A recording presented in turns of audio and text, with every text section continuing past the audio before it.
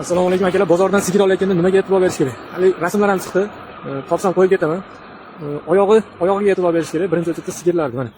Oyog'i yopishgan sigir olib bo'lmaydi mana. Bunaqa joyi mana. Bir-biriga yaqin bo'lsa shu yer. Yelimini holati mana katta bo'lmaydi bunaqa. Mana shu oq ketyapti, ko'ryapsizmi? Hozirlarga yaxshi sigir qanaqa bo'lishini ko'rsataman hozir mana. Oyog'ini orasi kengroq sigir olish kerak. Oyog'ini orasi sal kengroq. Shunisiga e'tibor beringlar, bozordan sigir olyapti. Atrofini aylanasizlar endi.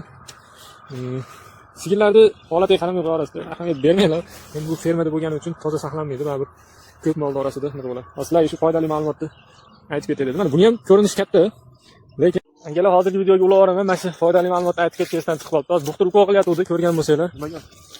Ukoli, ana sutdan chiqarasizlar, 7 oylik bo'ladi. Shu paytda mollarga tetramak degan dori bor. Tetramak. Shundan sutdan chiqarib 7 oylik bo'lganda bolasi, qonida bolasi. 10 gram urib qo'ysanglar, yo'ldosh tushishi oson bo'ladi. Bir 3 marta ursanglar bo'laveradi. 2 oy qolgan bo'lsa, 2 oyni 3 ga bo'lib turib, 3 marta urib qo'ysanglar yo'ldosh tushishi oson bo'ladi.